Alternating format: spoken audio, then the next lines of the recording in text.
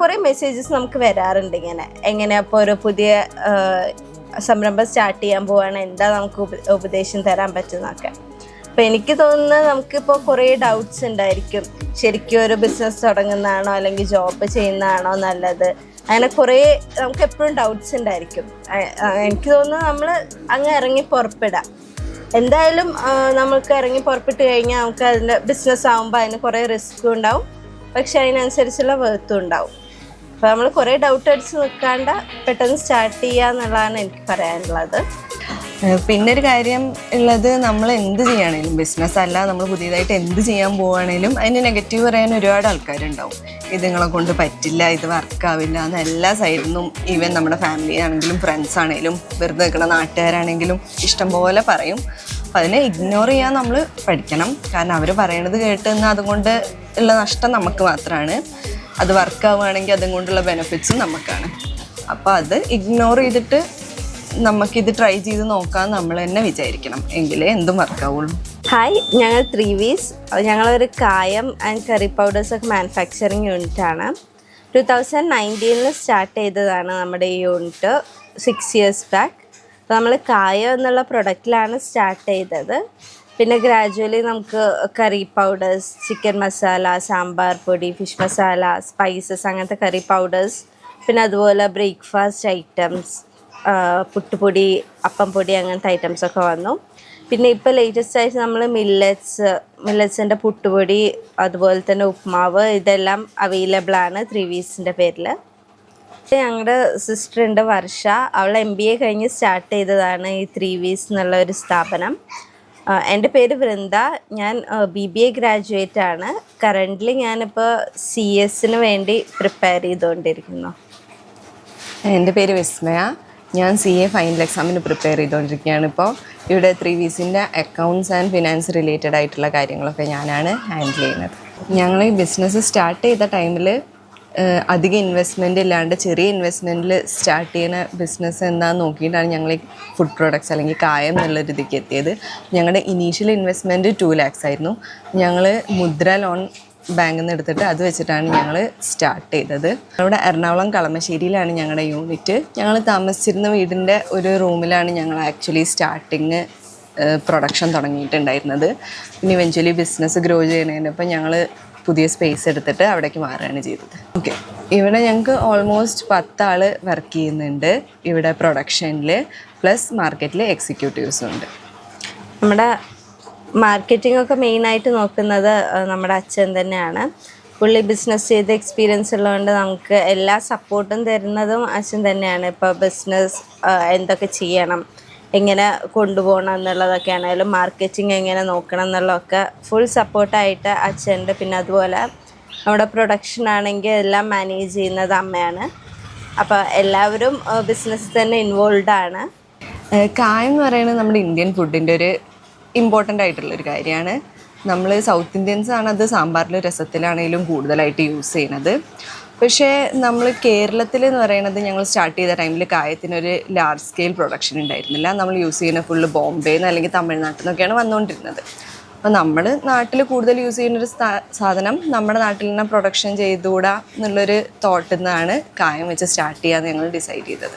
സ്റ്റാർട്ടിങ്ങിൽ ഞങ്ങൾ എറണാകുളത്ത് ഞങ്ങൾ തന്നെ, അതായത് ഫാദറും സിസ്റ്ററും കൂടെ ഡയറക്റ്റ് ഷോപ്പുകളിൽ പോയിട്ടാണ് മാർക്കറ്റ് ചെയ്തിട്ടുണ്ടായിരുന്നത്. പിന്നെ നമ്മുടെ പ്രൊഡക്റ്റ് ഒരുവിധം ആൾക്കാർ അറിഞ്ഞു തുടങ്ങിയിട്ട് പിന്നെ executives and distributors through market ചെയ്യാണ് ഇപ്പോൾ ചെയ്യുന്നത്. ഞങ്ങൾ സ്റ്റാർട്ട് ചെയ്തത് കായം എന്നുള്ള ഒറ്റ പ്രൊഡക്റ്റിലാണ്. ഇപ്പം ഞങ്ങൾ കായം, spices, breakfast items, banana fig എന്ന് പറഞ്ഞിട്ട് ഞങ്ങളൊരു പ്രൊഡക്റ്റ് ഉണ്ട്. അങ്ങനെ അറൗണ്ട് 35+ പ്രോഡക്ട്സാണ് ഇപ്പോൾ 3V'സിൻ്റെ ബ്രാൻഡിൽ മാർക്കറ്റിലുള്ളത്. നമ്മുടെ 3V'സിൻ്റെ പ്രത്യേകത എന്താണെന്ന് എല്ലാവരും ചോദിക്കും. കാരണം ഇപ്പോൾ കായാണെങ്കിലും സ്പൈസസ് ആണെങ്കിലും എല്ലാവരും യൂസ് ചെയ്യുന്നതാണ്.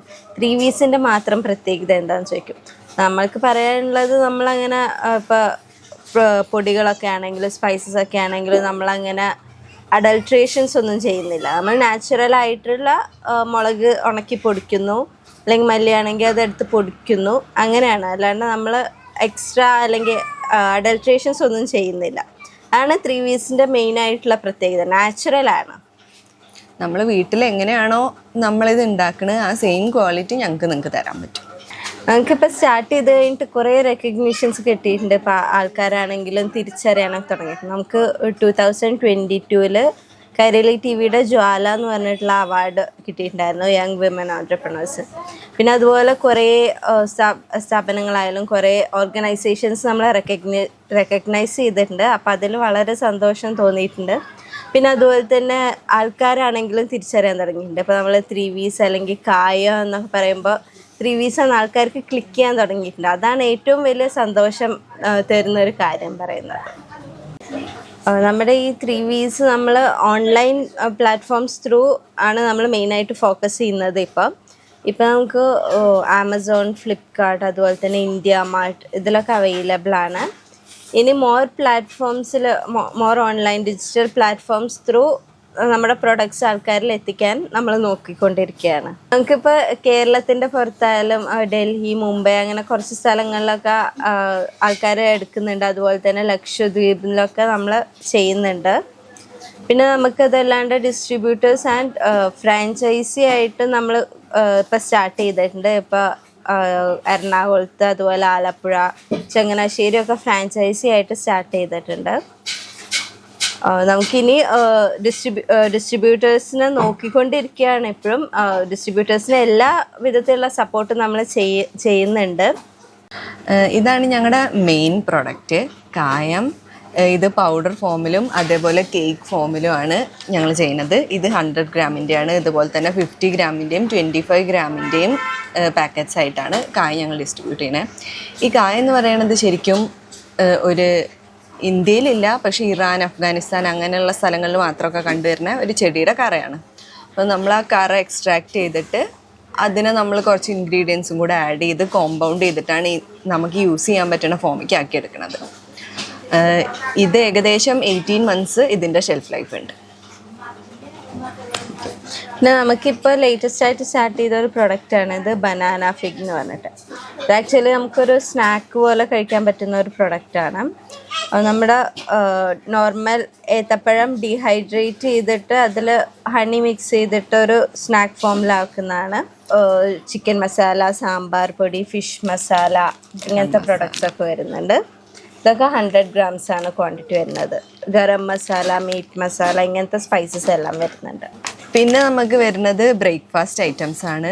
പുട്ടുപൊടി, അപ്പം പൊടി, ആട്ട, റവ അതൊക്കെയാണ്. പുട്ടുപൊടിയിൽ തന്നെ ആണെങ്കിൽ സ്റ്റീംഡ് പുട്ടുപൊടി വരുന്നുണ്ട്, നോർമൽ പുട്ടുപൊടി, പിന്നെ ചെമ്പ പുട്ടുപൊടി വരുന്നുണ്ട്, വീറ്റ് പുട്ടുപൊടി വരുന്നുണ്ട്.